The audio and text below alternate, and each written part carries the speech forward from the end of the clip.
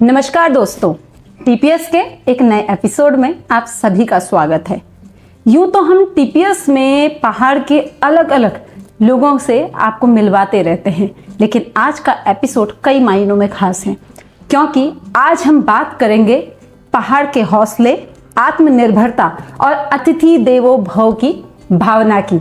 जी हाँ, आज हम बात कर रहे हैं उत्तराखंड के सीमांत गांव वाण गांव के हीरा सिंह बिष्ट गढ़वाली जी की, जिनका सफर चाय से शुरू होकर एक टूरिस्ट गाइड, समाज सेवी और कई लोगों को रोजगार देने वाले उद्यमिता की है। जी हाँ, आज हीरा सिंह बिष्ट जी हमारे साथ स्टूडियो में मौजूद हैं। आइए उनसे बातचीत करते हैं। सर, आपका स्टूडियो में बहुत बहुत स्वागत है। धन्यवाद मैम। जी, तो सर, आपकी जो कहानियां हैं और जो आपके हौसले हैं, जी मैम, इनको तो कोई तोड़ ही नहीं सकता। तो सर, सबसे पहले तो जानना चाहूंगी कि आपका जो ये सफर था, सबसे पहले कैसे शुरुआत की थी आपने इस पूरे उसकी, कि कहाँ से आपको ये आइडिया आया? मैम छोटी सी घटना थी और आर्थिक स्थिति कमज़ोर थी, इसलिए मुझे जो है कि चाय की दुकान से शुरू करा अपना धंधा, रोज़गार जो भी है। क्योंकि मैंने नाम भी सुने हैं, मोदी जी भी तभी आगे बढ़े हैं चाय की दुकान से। तो मैंने भी सोचा क्या पता भगवान हमें भी दिन दे कभी, क्योंकि बहुत गरीबी थी मैम, स्कूल की फीस तक नहीं रहती थी हमारे पास। तो मैंने चाय की दुकान से शुरू करा था, एक प्लास्टिक का पन्नी डाल करके किसी से मकान लेके, उसके आगे जो है शटर भी नहीं लिया था, खाली उसको मैंने कहा था, हमारे रिश्तेदार थे, उनको मैंने कहा कि थोड़ा मुझे चाय की बनाने के लिए ढाबा दे दो। तो उनके उसमें कोई रहता था, किताबों की दुकान थी किसी की, उसके बाहर पे मैंने आउट टाइम पे जी एक पन्नी डाल के चाय बनाना शुरू करा। जी सर। तो चाय बनाई, उसके बाद अगले साल मैंने पकौड़ी तलना शुरू करा। फिर अगले साल मैंने जो है समोसे बनाना सीखा, समोसे बनाए, साथ साथ में पढ़ाई भी करता रहा। अमूमन तो मेरी फीस जो है टीचर लोगों ने ही भरी कई बार। हाई स्कूल इंटर में जो है फीस नहीं होती थी, तो क्योंकि पिताजी भी कमज़ोरी थे, मतलब पैसे वाले नहीं थे, और दिलदार थे लेकिन पैसे नहीं थे। तो मैंने वहाँ से स्टार्ट करा और उसके बाद मुझे ख्याल आया कि चाय से लेकर के धीरे धीरे मैं समाज सेवा करने बैठ गया। चाय बनाई, लोगों का प्यार मिलता रहा, पकौड़ी भी तलता रहा और समोसे बनाए, नमकीन भी बनाई। उसके बाद 4-5 साल मैंने चाय बनाई। चाय बनाने के बाद थोड़ा स्थिति थोड़ा सही होने लग गई। यानी घर के लिए रोजगार की आप बात कर रहे थे। हाँ, कहीं ना कहीं से आप एक सहारा बन गए, पिताजी के लिए। सहारा, हाँ, पिताजी के लिए एक सहारा बनता गया। और उसके बाद पिताजी ने मेरी शादी कर दी जी, क्योंकि मम्मी भी बीमार रहती थी। जी जी जी। हाँ, और शादी भी खर्चे के अभाव से शादी भी दूर से नहीं करी, गांव से ही करी। अच्छा, क्योंकि खर्चा बचेगा, क्योंकि कई चीजें होती हैं। जी जी, बिल्कुल बिल्कुल। हाँ, तो मैंने भी निर्णय लिया कि गांव से ही शादी करनी है। जी जी। और उसके बाद शादी हुई। जैसी ही शादी हुई उसके बाद तो 2-3 साल बाद तो पिताजी गुजर गए 2014 में। अच्छा। हाँ, तो 2015-16 में मुझे भनक लगी कि सरकार जो है होम स्टे योजना चला रही है। जी सर, अभी होम स्टे पे हम बात बिल्कुल करेंगे। अभी तो आपके जीवन का जो संघर्षमयी जो यात्रा रही है, अभी उसके विषय में चर्चा करते हैं पहले, क्योंकि कई लोग आपको देखकर, कई लोग की आप प्रेरणा हैं, कई लोग आपसे नई एक सीख लेकर अपने जीवन को संवारेंगे। जी मैम। ठीक है सर, तो हम बात करते हैं इन्हीं विषयों पे। तो सर, जैसे अभी आपका जो संघर्षमय जीवन, जैसे आपने बताया कि घर में जो स्थिति थी, आर्थिक स्थिति ठीक नहीं थी, फिर आपने, लेकिन आपकी इस पूरे उसमें जो भी बातें आपने बताई, आपने शुरुआत एक एक करके की। आपने एक साथ कोई भी काम नहीं किया। अगर शुरुआत चाय से की, तो आपने चाय के बाद दूसरी बार में पकौड़ियाँ बनाई, साथ में चाय के नहीं बनाई। ये आपकी प्रोग्रेस की एक कहानी है कि प्रोग्रेस जब भी करो उसे स्लोली करो। बहुत तेजी से जाके आदमी ज्यादा तेजी से नहीं बढ़ पाता और रुकना पड़ता है उसे। जी, तो सर, जैसे अभी आप बात कर रहे थे कि उद्यमिता की, है ना, अभी आपने कहा होम स्टे प्रोजेक्ट। तो सर, पर्यटन विभाग ने यूं तो कई सारे प्रोजेक्ट खोले हैं, लेकिन होम स्टे वाला जो प्रोजेक्ट है उसमें यूं तो सभी के लिए खोला था, लेकिन आपको उसकी जानकारी कैसे मिली और किस तरह से पर्यटन विभाग आपको इसमें सहयोग कर पाता है? ऐसी मैं चाय वाली बात है, मेरे होटल पे कोई टूरिज्म का कर्मचारी आ गया। अच्छा। हाँ, तो उनने चाय पी, तो उन पकौड़ी खाई, उनको अच्छा लगा। उनने कहा यार आज हम तेरे यहाँ रहते हैं, जगह है तेरे पास? मैंने कहा बिल्कुल। ओके। घर तो था ही मेरे पास, जी, जी। हर किसी के पास होता ही है, ये कमरा तो होता ही है मेहमानों जी के सर, लिए। जी। मैंने कहा बिल्कुल यहाँ रहो आप। तो उनने हमारे घर का खान पान देखा, सफाई सुफाई देखी। टॉयलेट बाथरूम तो उतना अच्छा नहीं था, लेकिन उन्होंने सफाई देखी खाने में, क्योंकि टाइल टूल लगे नहीं हुए थे, खाली सीटी बिछा रही यानी थी। कि आपका जो पूरा उन्होंने ऑब्जर्व किया बेसिकली कि उन्होंने किस कहा तरह कि का है, हाँ, कैसे दे सकते हैं। तो उनने रात को मुझे बिठाया, बोला पर्यटन विभाग में एक योजना चली है, क्या आप करेंगे? क्योंकि अरे आप हुनर लग रहा है, क्या आप करेंगे? बोल, मैंने कहा हाँ बिल्कुल सर, जरूर आज्ञा है, आप अगर हमें बताओ तो हम करेंगे। तो उन्होंने कहा कि होम स्टे योजना चल रही है सरकार के द्वारा, और जिसमें जो है पर कमरा 60,000 रुपये आपको मिलेगा। आप 6 कमरे तक बना सकते हैं, और पैसा मिलेगा बनाने के बाद। जी। मैं यस हो गया वहाँ, तो मैंने यस कर दी। योजना भी बता दी उन्हें, ऐसा ऐसा होगा, पूरा बनाएगा तब मिलेगा। और आपके यहाँ मेरा घर रोड पे ही है, और उन्होंने कहा कि जैसे ही आप बनाएंगे वैसे ही आपको पैसा मिल जाएगा, आपको बिल बुल लगाने पड़ेंगे। तो मैं सोचता रहा, मैंने हाँ तो बोल दिया, बिल्कुल हाँ भर दी मैंने। लेकिन रात को मैं सोचता रहा, मैंने कहा ये हाँ तो बोल दिया मैंने, लेकिन बनाऊं कैसे मैं इसको?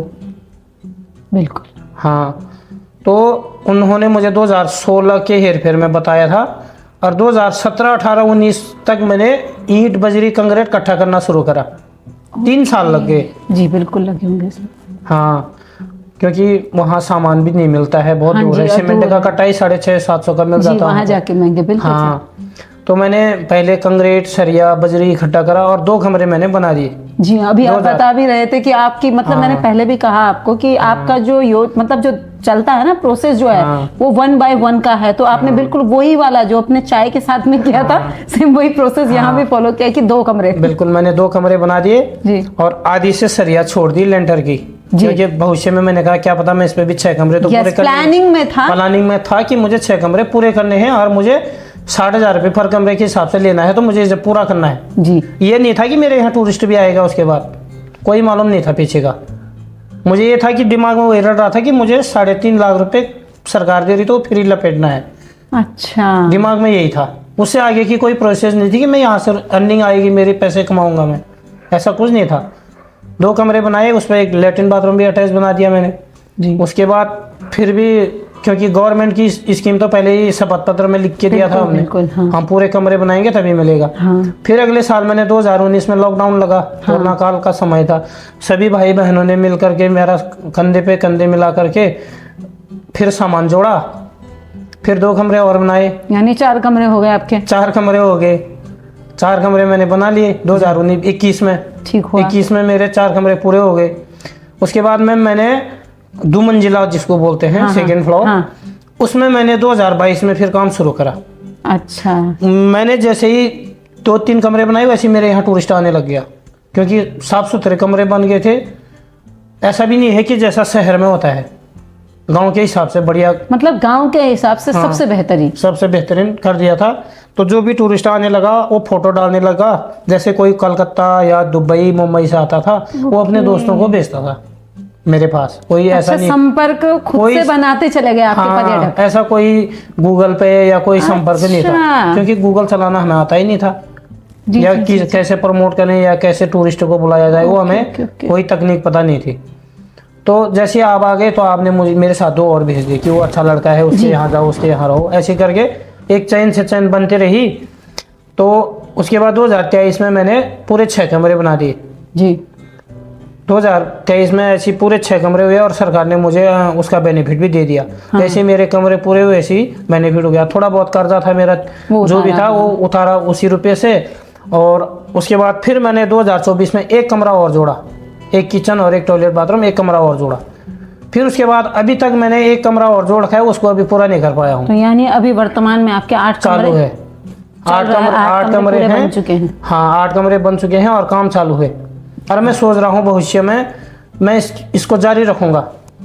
बिल्कुल सर, बहुत अच्छा है। हाँ, ये तो शुरुआत है। हाँ, और आज धीरे धीरे जो भी टूरिस्ट आता है, मतलब बहुत लंबी चैन बन चुकी है, और जो भी टूरिस्ट आता है वो एक न एक दिन मेरे पास एक न एक आदमी को, अपने भाई बहन या दोस्तों को, यार दोस्तों को भेजते रहता है। और एक टूरिस्ट जो एक बार आ गया वो हर साल दूसरे तीसरे बार जरूर आता है। जी बिल्कुल, ये तो सर आपका हाँ। काम है और उस जगह की लोकप्रियता है, साथ में आपका व्यवहार, हाँ। ये सारी चीजें शायद उन्हें जोड़े रखता है बिल्कुल। उन पहाड़ों से। हाँ सर पहाड़ों की बात हो रही है तो पहाड़ों में अभी आपने कहा कि पर्यटक जो है खुद से आके खुद से ही चेन बना बना के आपके लिए लोगों को भेजते हैं, बिल्कुल। है ना। तो सर जब पर्यटक वहाँ आते हैं, ट्रैक्स पे आते हैं ट्रैकिंग के लिए, और पर्यटक वहाँ जब रुकते हैं तो उन्हें ना आपके यहाँ की सबसे ज्यादा जो चीज पसंद आती है वो क्या है? चाहे वो खाना है या कुछ और, कौन सी वो चीज है जो उन्हें सबसे? खाना तो है ही मैम, लेकिन व्यवहार तो मैं अपने आप नहीं बता सकता हूँ। हमारा व्यवहार कैसा है वो तो खुद दूसरा आदमी बताएगा इसका व्यवहार बिल्कुल, कैसा बिल्कुल, है। बिल्कुल। अपनी तारीफ अपने हाथों से जी नहीं जी होती जी है। जी। तो वहाँ पे एक तो हम चूल्हे पे टूरिस्ट को खिलाते हैं, अच्छा, चूल्हे पे ही बिठा के अपने चूल्हे पे, जिसमें हम खाना जैसे हम बनाते हैं, खुद खाना खाते हैं खुद गाँव खा में, लेते हैं, घर ऐसे ही में। खाना हाँ। खिलाते हैं। और नंबर 2 लोकल खाना खिलाते हैं। ओके। ऐसा नहीं है कि सिर्फ कुछ चीज़ें होती हैं हमको दुकान से लानी पड़ती हैं, जैसे प्याज हो गया, हाँ सर, वो प्याज तो basic टमाटर है, नॉर्मली जी, जी, चीज़ें। जी। बाकी हमारे यहाँ पे मैंने घर पे 2 पोले हाउस भी लगाए हैं। अच्छा, तो धनिया धुनिया सारी हरी सब्जी वगैरह सब घर में घर की खिलाते हैं, ऑर्गेनिक खिलाते हैं जी। प्याज टमाटर छोड़ करके, बाकी सब कुछ वहीं का खिलाते हैं।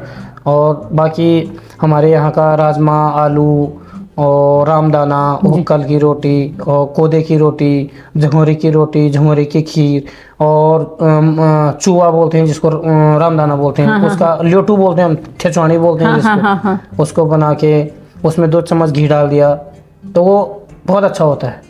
ओके, यानी पर्यटकों को जो है आप वो सारी चीजें प्रोवाइड करते हैं जो वास्तव में पहाड़ों में खाई जाती है। बिल्कुल। यानी पहाड़ों से अगर जुड़ना है तो आपके मतलब होम स्टे में आना ही पड़ेगा। और उसके बाद मैडम धीरे धीरे मैंने लोगों को भी जागरूक किया जी सर, कि होम स्टे योजना चल रही है। जब मुझे पैसा मिला तो लोग खुद, मेरे भाई लोग गांव के मेरे पीछे दौड़ने लग गए। हाँ, कि लोगों ने कहा यार 60,000 रुपये पर कमरा मिल रहा है तो हम बनाते हैं। तो आज मेरे गांव में कम से कम 30-40 होम स्टे तैयार हो गए। ओके, यानी कि गांव के लोगों को भी एक आपने, जो फौजी थे, नौकरी वाले थे, उनने भी अमूमन शुरू कर दिया है क्योंकि 60,000 रुपया मिल रहा है करके। तो मैं तो चाहता हूँ कि मेरे पीछे बहुत सारे लोगों ने सीखा है और आगे भी सीखेंगे, हमें करना चाहिए। आज मेरे साथ कम से कम 8-10 लोग रोजगार कर रहे हैं। जी सर, तो जैसे अभी आप बात ही कर रहे हैं तो अभी आपने अपने इसी होम स्टे के चलते आपने लगभग आप बता रहे, जैसे बात हो रही थी कि 15 लोगों को आपने रोजगार दे रहे हैं। पूरे साल भर ना हो लेकिन 7-8 महीने उनको रोजगार आप पूरा देते हैं। हाँ। और साथ में आपके गाँव के लोगों ने तो आपके होम स्टे का जो प्रोजेक्ट है इसकी देखा देखी की है। बिल्कुल। लेकिन क्या आसपास के गाँवों में भी होम स्टे को लेके लोग अवेयर हैं और वो भी क्या इस तरह के प्रोजेक्ट जो हैं वो शुरू किए हैं उन लोगों ने? हाँ, आपको देख करे हैं मैम। किन किन गाँव में हुआ वो सर? ये वही मुंदोली में, कुलिंग दिजना में, बाग में सारे लोग करना चाह रहे हैं। अच्छा, और लोग मुझे कॉल करते रहते हैं कि इसकी प्रोसेस कहाँ से क्या है करके। ओके, यानी कि आप एक आइडियल पर्सन उनके और साथ में उनको बताते भी हैं कि किस तरह इसका लाभ लिया जाए, किस तरह से इसे शुरू किया जाए। हाँ, और आज के दिन में ये है कि कर्मचारी कोई लोग है, मुझे ये भी नहीं रहता मैडम कि हमें पैसा ही कमाना है जी। मेरा ये भी उद्देश्य है कि कोई कर्मचारी आ गया तो उनको कमरा दे दिया, रहो भाई, आप लोगों की देन है, सब प्रभु की कृपा है, हो जाता है।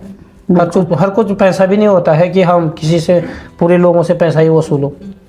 जी सर, जैसे आप अभी बता रहे थे बातचीत में कि आपने गांव से पढ़ाई की है, है ना, और गांव के बाद आपका ग्रेजुएशन जो है देहरादून यानी राजधानी से हुआ है वर्तमान में, जिसे हम राजधानी कहते हैं। लेकिन सर जब देहरादून आप आ गए तो देहरादून से तो लोग, देहरादून आके तो कोई जाता नहीं है क्योंकि सुख सुविधाएं लोगों को भाती हैं। आप फिर वापस वहीं गए सीमांत गांव अपने वाण में और वहां जाके काम किया।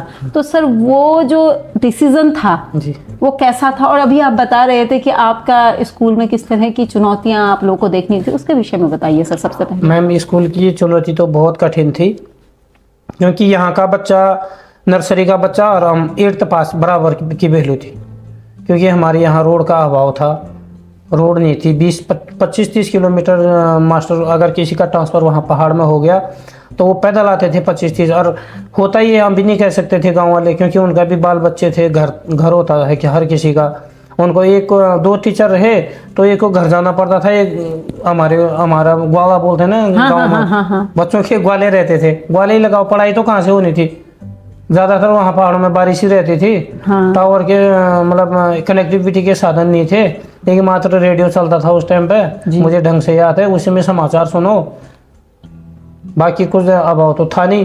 तो हम भी जैसे ABCD भी हम अमूमन मैंने 9th में जाके 9th में ABCD पढ़ी होगी मैंने, 9th में। हाँ, देहरादून भी मैंने शौक करी क्या, किसी के साथ कोई गांव के बंदे थे, उन्हें बोला अरे चल एडमिशन ले लेते हैं। अच्छा। पिताजी से लड़ाई कर करके, ओके। क्योंकि गरीबी थी, देहरादून आना तो बहुत टफ था।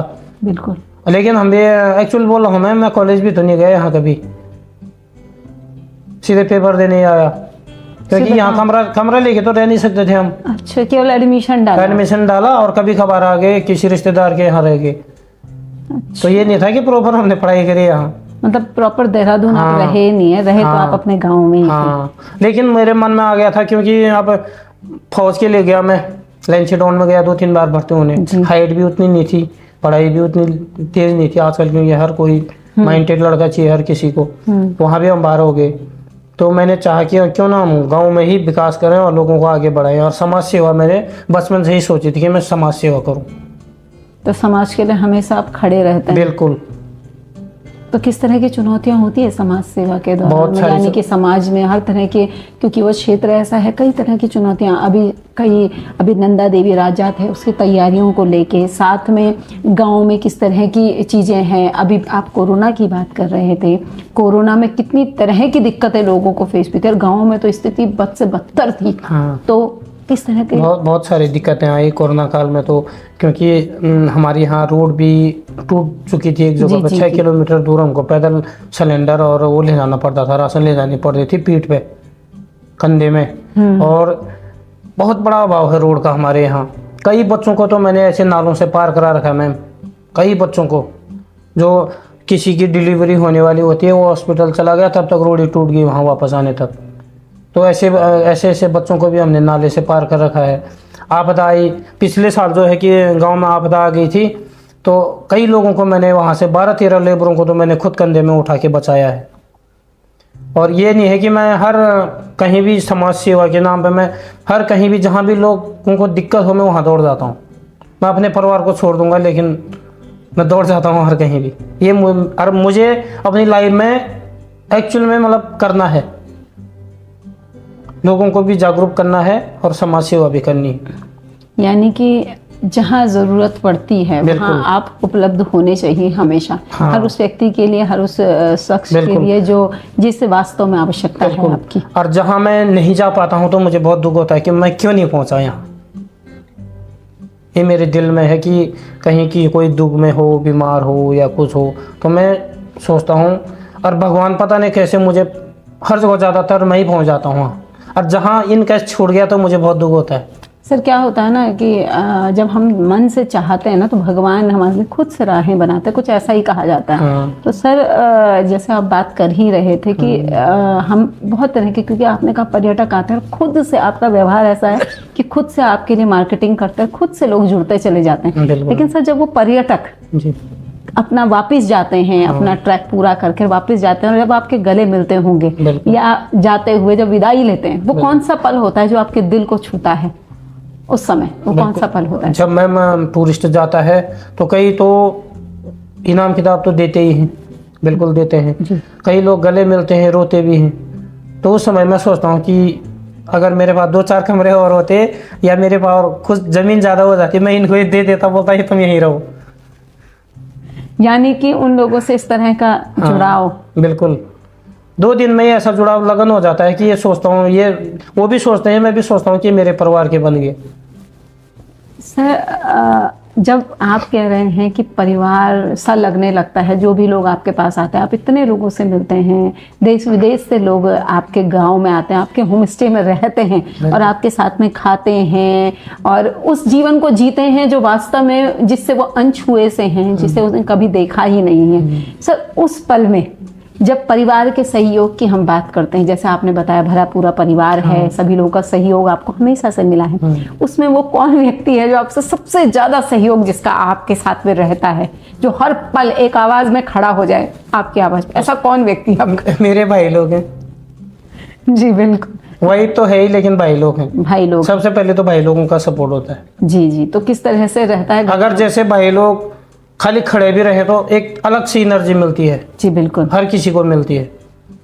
बाकी परिवार वाले वही अपनी जगह है, बच्चा अपनी जगह है, लेकिन अगर भाइयों का जहाँ सपोर्ट होता है ना मैम, तो बात ही कुछ हो जाती है। बिल्कुल बिल्कुल सर, खड़ा होना बहुत बड़ी बात है। बिल्कुल, कुछ भी ना करे वो, लेकिन पावर मिल जाती है उनसे। हाँ, उनके खड़े होने से एक ताकत मिलती है कि यस मेरे साथ कोई खड़ा है, तो जिस तरह से कहना चाह रहे हैं। जी सर, आपने कहा आपके भाई आपके साथ ताकत बन के हमेशा खड़े रहते हैं, लेकिन अभी जब हम बातचीत कर रहे थे पहले, तो आप लोगों में मतलब आप बता रहे थे कि जो भी काम मिलता है आप सब कुछ करते हैं, कभी आपने किसी काम को छोड़ा नहीं है, हर दिन करना है और बेहतर से बेहतर करना है और सब कुछ सीखना है, बिल्कुल, चाहे वो कुछ भी हो। क्योंकि आपकी जर्नी की अगर हम बात करें तो सबसे पहले दुकान, दुकान से प्रोग्रेस करके होम स्टे, फिर ट्रैक्स, रूपकुंड की बात करें, बेदनी की बात करें, ये आपके ट्रैक्स हैं जो आपको सीधा जो विदेशी आते हैं, जो पर्यटक आते हैं, आप उन्हें वहाँ ट्रैक के बारे में बताते हैं, उन कहानियों को बताते हैं जो हमारे यहाँ लोक गाथाएं गाई जाती हैं, लोक कथाएं हमारे यहाँ हैं देवताओं की हों,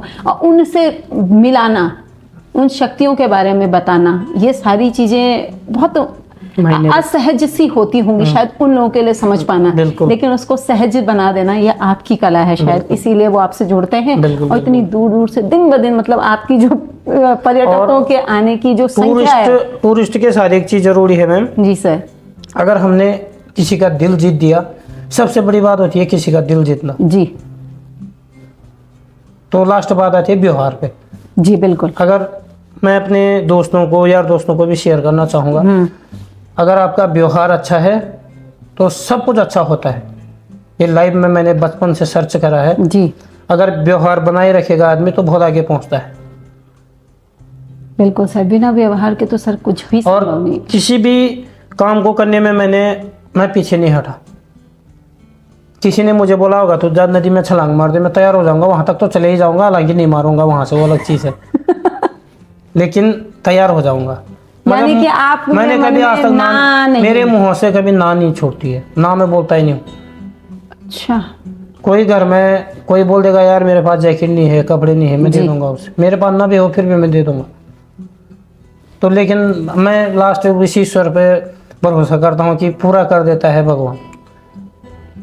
सर, आपने जो मॉडल ना गांव में तैयार किया है ना, इस मॉडल को, ये मॉडल है एक जो लोगों को प्रेरणा देता है। जब इस मॉडल की बात हो रही थी, जैसे हमें भी बात कर रहे थे कि किस तरह से आपने संघर्ष किया, किस तरह से उस प्रोजेक्ट को और जो ये योजना थी इसका लाभ लिया, आज उससे आपका घर चल रहा है, आपके गांव में प्रोग्रेस हो रही है, कई लोगों को आप रोजगार भी दे रहे हैं। सर, इस मॉडल की जब बात आती है तो आपके दिमाग में सबसे पहले क्या इमेज आती है?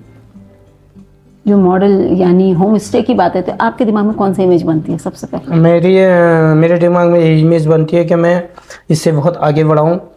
मेरे पास भी 8 कमरे हैं, भविष्य में सपने सोचता हूं आपकी, धीरे धीरे एक एक करके, एक एक कंकर मिट्टी इकट्ठा करके जो है कि मैं 8 का 16 बनाऊं और मेरे सारे भाई लोग खुश रहे, हमेशा सबके लिए अच्छा हो।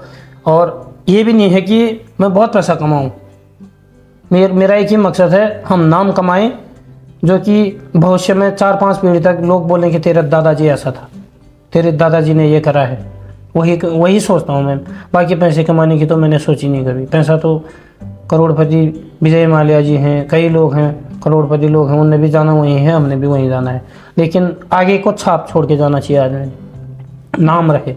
जी, बहुत सुंदर सर। आपके विषय में ना बहुत सारी चीज़ें हैं, अब एक एक चीज को समेट पाना थोड़ा सा कंज्यूमिंग मतलब हो रहा है कि कैसे कैसे, क्योंकि आपके बहुत सारे काम हैं। काम की बात मैं करूं तो आपने बुरांस का जूस हो गया, बिल्कुल बनाया, सीएससी सेंटर हो गया, या टैक्स की बात करें, या कोई भी चीज, ऐसा कोई चीज नहीं है जो आपने शुरू ना किया हो, जिसकी आपने पहल ना की हो उस क्षेत्र में। बिल्कुल, अब फोटोग्राफी में भी मैं उसकी बात पहले कर चुकी हूँ, क्योंकि तो आपने हर वो चीज आजमाई है जो पहाड़ में रोजगार के जो पांव हैं उनको टिका सके, यानी कि एक नई पहल। बिल्कुल, हर वो कोशिश की जो आपके पास। और मैं इसके बाद कैसे करते थे, कैसे शुरू हुआ था वो सब, कैसे दिमाग में आता था कि आप फोटोग्राफी करना, क्यों क्यों लगा आपको कि फोटोग्राफी करनी चाहिए, या मुझे क्यों? मुझे मैम ऐसे लोगों से मिलना पसंद था। जी जी जी। क्योंकि अगर आदमी ने अगर किसी से मिलना है ना तो कुछ अनोखा काम करो। तो मैं फोटोग्राफी शुरू कर दी। गांव में फोटोग्राफर थे नहीं, अभी ना और रुक पासपोर्ट जाओ, साइज की फोटो अभी चाहिए। रुक जाओ अब ना, किले की लाइट चल गई, काम नहीं भाई, बंद कर दो।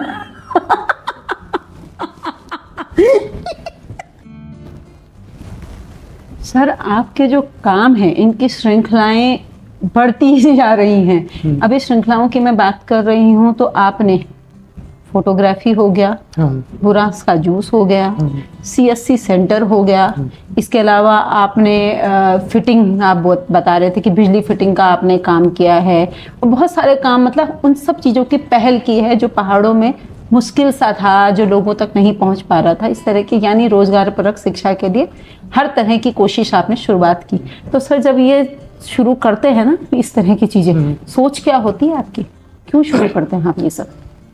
मैम मुझे बचपन से ही भगवान ने शायद आस्तिक बनाया है, नास्तिक नहीं बनाया।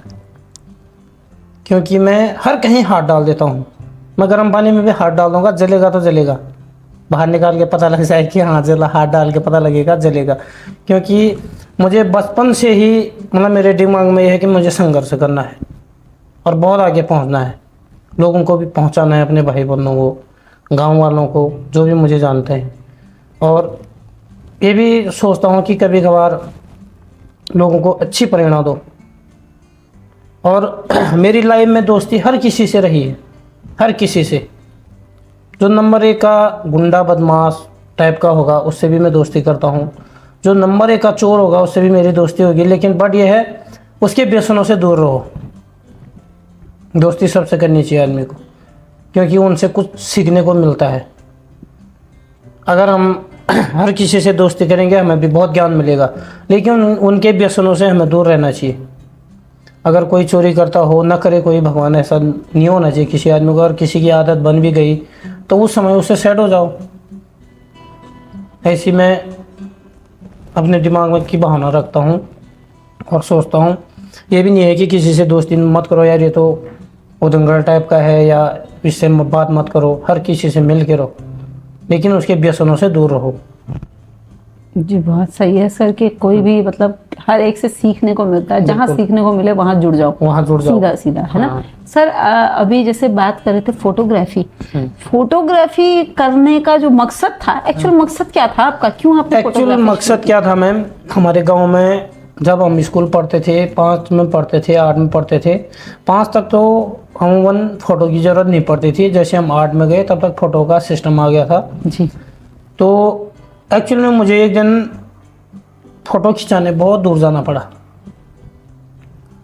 और वो भी किसी गुरुजी के द्वारा। फ़ोटो खींच, कैमरे होते थे कोटेक के छोटे छोटे, हाँ, जी। तो वो कैमरा था किसी के पास, उससे मैंने अपनी फ़ोटो खिंचाई। तो पासपोर्ट फ़ोटो खिंचाने के लिए मैं बहुत परेशान हो गया था। अच्छा। दुल्हाने के लिए खींच तो गई थी, लेकिन दुल्हाने के लिए वो सेल चार्ज होते थे, उसमें चार्जेबल सेल, वही चार्ज नहीं होते थे। हमारे गांव में लाइट ही नहीं थी, तो एक फ़ोटो बनाने के लिए हम कर्णप्रयाग आते थे। तो किसी एक फॉरनर आया, उसने मुझे कैमरा दे दिया छोटा सा, कोटेक का। अभी भी मेरे पास है वो कैमरा, याददाश्त के लिए। ओके। 2008 की बात है। तो मैंने सोचा यार क्यों ना मैं फ़ोटो खींच लूँ और सबकी हेल्प हो जाएगी। तो मैंने ये फोटोग्राफी अपनाई। मैंने कहा यार, क्योंकि स्कूल में बच्चे होते हैं, हर कहीं फ़ोटो लगती है, ऑफिसों में फ़ोटो ही चाहिए होती है। और पहले तो अब तो रंगीन आने लगी, पहले तो मैम उस टाइम पे ब्लैक एंड वाइट फ़ोटो चलती थी जी, और रील चलती थी उसमें। बिल्कुल, हाँ, रील और ख़राब भी नहीं करनी पड़ती थी, हाँ, क्योंकि देहरादून से हमें रील मंगानी पड़ती थी वहाँ पे। चिप का तो सिस्टम ही नहीं था उस टाइम। बिल्कुल बिल्कुल सर, रील रोल आते थे पहले। हाँ, रील वाले कैमरे होते थे। जी जी जी जी। तो मैं जो है लोगों की समस्या को देख करके 30 रुपये की तो वो मुझे देता था फ़ोटो, 6 फ़ोटो बना के। और मैं वहाँ से कर्णप्रयाग कितना दूर है, 82 किलोमीटर दूर, मैं वहाँ पे फ़ोटो बनाने आता था 10-15 लोगों की इकट्ठा करके जी। और 2-2, 3-3 किलोमीटर दूर मैंने अपने बचपन में, जब मैं छोटा ही था, मतलब 7-8 में पढ़ता था, तब से मैंने फ़ोटोग्राफरी करी थी। तो मैं 4-4, 5-5 किलोमीटर गांव में जो है, आप कभी आएंगे हमारे गांव में तो मैं आपको उसका उदाहरण भी बताऊंगा। तो 5-5, 6-6 किलोमीटर दूर में एक आदमी की फ़ोटो खींचने जाता था, एक 10 रुपये के पीछे। वहाँ से मेरी ज़िंदगी स्टार्ट हो रखी। और चाय में 2 रुपये की चाय देते थे हम 2 रुपये का तो मसाला ही लग जाता था, उसमें घर का दूध डालो। शाम को 50 चाय बेचे तो कम से कम 5-10 रुपये ही मिलते होंगे शायद। यानी आपने जिस चीज की आपको कमी लगी, आपने वो शुरू किया, बिल्कुल शुरू करा। ताकि दूसरों को वो ना झेलना पड़े। हाँ, और गांव में लाइट फिटिंग वाले कोई नहीं थे, मैंने वो काम भी शुरू कर दिया। ओके। 2 साल तो मैंने लाइट फिटिंग का भी काम करा साथ में। उसके बाद 2014-15 में यानी कि जो हीरा सिंह हाँ हैं गढ़वाली, हीरा सिंह गढ़वाली जी, बेसिकली वो वास्तव में चमकने वाला हीरा ही नहीं, काम करने वाला हीरा भी है। काम तो करा ही मैम, बहुत कि पापा हर तरह का जो भी काम मिला बस करते चले गए। बिल्कुल।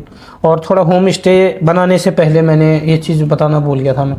होम स्टे बनाने से पहले मैंने 1-2 साल बाइक के टायर पंचर भी बनाए। अच्छा। पेचकस रखे, क्योंकि यहाँ देहरादून जब मैं पढ़ाई करी तो मैं देखता रहता था इधर। किसी दोस्त के साथ गया, उसका पंचर कैसे बना रहा है। अच्छा। तो यहाँ से खरीद के ले गया। तो 2 साल तो मैंने पंचर भी बनाए। हालांकि उसको खोलने में बहुत आफत आती थी। लेकिन कोई बेचारा अगर देवाल से वाण जा रखा है और उसका टायर पंचर हो गया तो कितनी मुसीबत वाली बात थी। बिल्कुल। तो लोग 50 रुपये लेता था तो लोग 100 रुपये देते थे, इसने हमारा काम कर दिया।